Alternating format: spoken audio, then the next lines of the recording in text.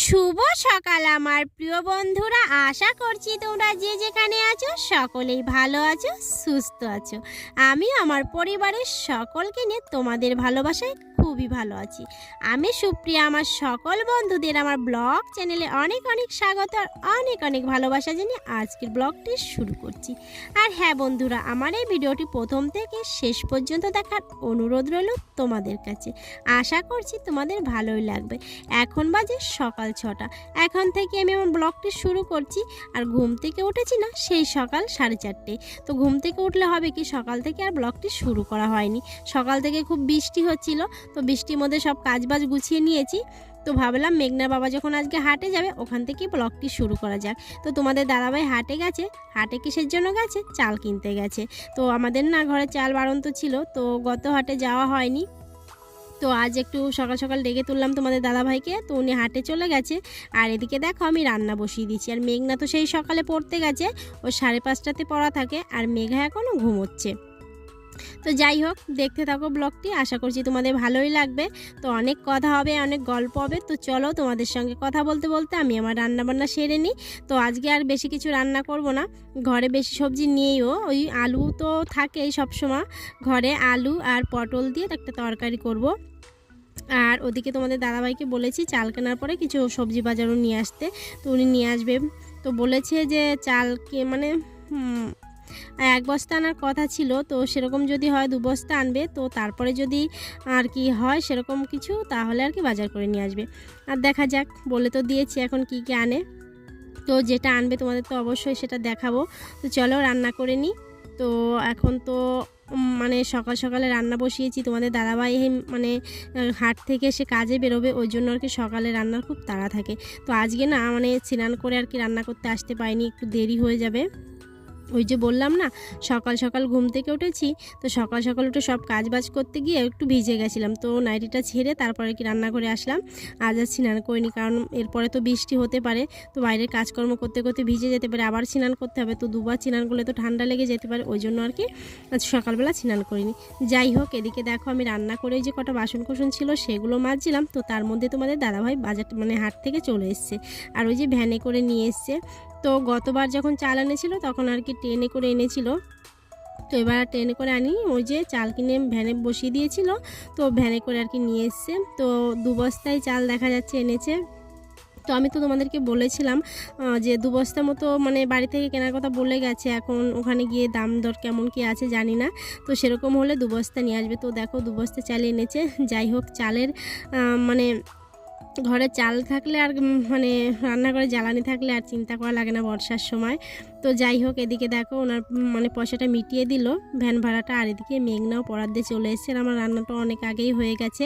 আর এখন তো তাড়াহুড়ো তাল বেঁধে যাবে, কি বলবো। আর 2 মেয়ে স্কুলে যাবে, মেঘনার বাবা কাজে বেরোবে। তো এদিকে দেখো মেঘনার বাবা খেতে বসে গেছে, আর আমি এদিকে টিফিনটাও গুছিয়ে নিয়েছি। তো ওই যে সকালে 1 তরকারি আর ভাত করেছি, এদিকে আর কি খাওয়া দাওয়া হবে।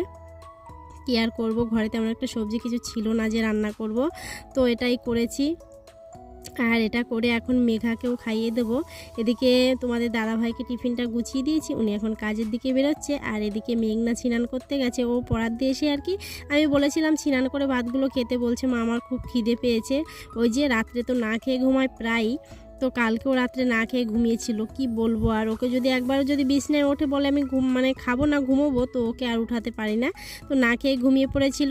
তো ওদিকে মেঘাকে আর কি আমি স্নান করিয়ে দিয়ে এসেছি, মা রেডি করে দিচ্ছে, আর মেঘনা স্নান করতে গেছে। আর এদিকে তোমাদের দাদাভাই কী কী বাজার এনেছে সেগুলো তো তোমাদেরকে দেখানো হয়নি, তো খুব ব্যস্ত ছিলাম সকালের দিকটায়। তো এদিকে দেখো যে কী কী এনেছে সেগুলো দেখাচ্ছি তোমাদেরকে। তো ওই যে মাছ এনেছে, বাটা মাছ, আর হচ্ছে 5 কিলো আম। আর এই আমকে কি বলে মেঘনা আমার কাছে জিজ্ঞাসা করছিল, তো আমি বলছি যে জানি না, কিছু একটা বলে হয়তো ফজলি বা কিছু একটা হবে। তো মেঘনা বলছে মা ফজলি আম তো অনেক বড় হয়, তো আমি জানি না এই আমের নাম কি।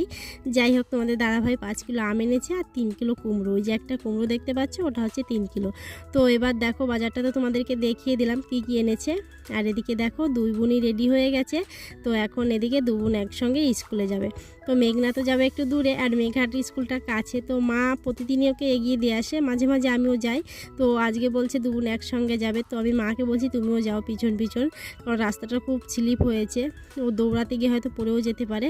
আর মেঘনা তো সাইকেল নিয়ে যাবে। তো এদিকে দেখো আমার দুই মেয়ে রেডি হয়ে গেছে। সকালটা জানো তো বন্ধুরা কি বলবো, মানে এত ব্যস্তর মধ্যে থাকি না, তো সবটা তোমাদের সঙ্গে শেয়ার করা হয় না, যেটুকু যেটুকু পারি সেটুকু তোমাদের সঙ্গে শেয়ার করেছি। তো ওরা স্কুলে যাচ্ছে এখন। তো দেখো মেঘার ব্যাগটা তো খুব ভারী, কারণ অনেক বই খাতা আছে ওতে। তো মা বলছে দাও আমি নিয়ে যাচ্ছি। আর এদিকে মেঘনা বলছে বুনু তাহলে আমার সাইকেল ওঠ, আমি তোকে এগিয়ে দিয়ে আসবো। পরে দেখো মেঘনা সাইকেলে তুলে দিলাম। এখন দুই বোন স্কুলের দিকে যাচ্ছে। তো বনুকে নামিয়ে দিয়ে তারপরে আর কি দিদি যাবে স্কুলে। তো অনেক বড় হয়ে গেছে দিদি বলে কথা, দিদির দায়িত্ব তো অনেক বড় দায়িত্ব। তো এদিকে দেখো ওই যে মাছগুলো কাটা হয়েছিল না, সেই সকালে ভিজিয়ে রেখেছিলাম ভাত থেকে আনার পরে। তো ভিজিয়ে রেখেছি তার কারণ যে মাছগুলো শুকিয়ে গেলে আর কি কাটতে একটু দেরি হয়। তো ভিজিয়ে রেখে খুব সমস্যায় পড়ে গেছি, মাছগুলো এত স্লিপ হয়ে গেছে কি বলবো, এক একটা মাছ কাটতে প্রায় 10 মিনিটের মতো লেগে যাচ্ছে। আর এদিকে বুলেটটাও দেখো কি শুরু করেছে। যাই হোক মাছগুলো কেটে তারপরে স্নান করে তোমাদের সঙ্গে দেখা হচ্ছে। আর এদিকে দেখো ওই যে বললাম না সকালে নাড়িটা ছেড়ে দিয়েছিলাম, সেটা কাচলাম, তার সঙ্গে দুই মেয়ের মানে স্নান করার পরে যে জামা কাপড়গুলো ছিল সেগুলো একটু ছাড়পে দিলাম। আর কি বলবো বন্ধুরা, এত বৃষ্টি হচ্ছে না, মানে তোমরা হয়তো বুঝতে পারছো না, দেখা যাচ্ছে না হয়তো, কিন্তু বৃষ্টিটা হচ্ছে, খুবই হচ্ছে। আর আমার মাথায় তো গামছা রয়েছে, তারপর ওনাটা দিয়ে দিলাম, কারণ এই বৃষ্টিটা লাগলে না মানে ঠান্ডা লেগে যেতে পারে, ওই জন্য আর কি। আর কাঁচা তো অনেক রয়েছে ঘরে, সেগুলো আর কি মানে কাচতেও পারছি না, একটা গামলা ভর্তি হয়ে গেছে, কি করে কাচবো। এই 3 দিন ধরে একভাবে বৃষ্টি নেমেই মানে পড়েই চলেছে, মানে আকাশে মেঘ নেই কিন্তু বৃষ্টি হচ্ছে। এই বর্ষার সময় মেঘ ছাড়াই বৃষ্টি হচ্ছে। আর এত বৃষ্টি হচ্ছে কি বলবো, সারা রাত তো হচ্ছে, তারপরে যে সারাদিন যদি একটু মানে রোদ হয় তাও একটু শুকাতে পারে সবাই, কিন্তু মানে শুকানোর আর উপায় নেই।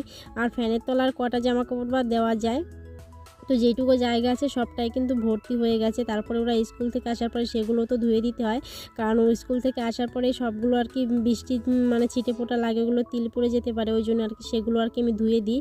তো ধুয়ে সারা রাতে আর কি ফ্যানের তলায় থাকে, তো ওগুলো তো হালকা আছে শুকিয়ে যায়, আর যেগুলো ভারী আছে সেগুলো তো আর কাচতেও পারছি না। আর এদিকে দেখো ওই যে ফুলগুলো তুলতে গেছি, আর গাছে দেখো আজ ফুলই নেই, কি বলবো, সেই সকালবেলা উঠেই দেখছি গাছে ফুল নেই। কালকে কিন্তু অনেক টগর ফুল ফুটেছিল, আজ আর বেশি টগর ফোটেনি।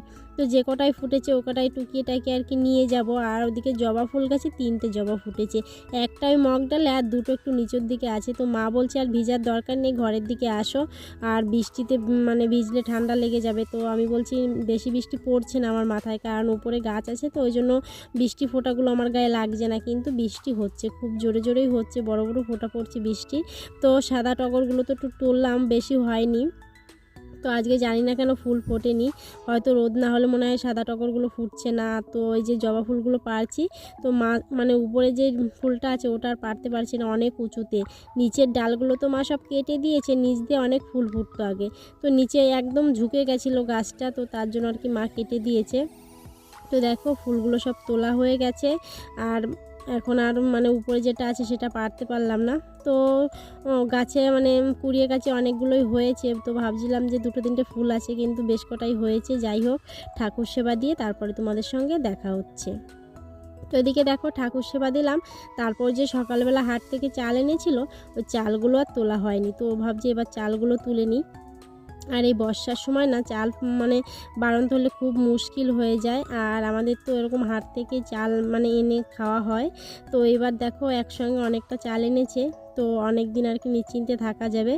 ঘরে চাল আর রান্নাঘরে জ্বালানি থাকলে মানে একটু নিশ্চিন্তে থাকা যায় আর কি, সিদ্ধ হলেও 2টো ভাত সিদ্ধ করে খাওয়া যায়, কিন্তু যদি চাল না থাকে তাহলে কি করে খাবো। তো যাই হোক ঈশ্বরের কৃপায় আর তোমাদের ভালোবাসায় খুবই ভালো আছি আমার পরিবারদের নিয়ে।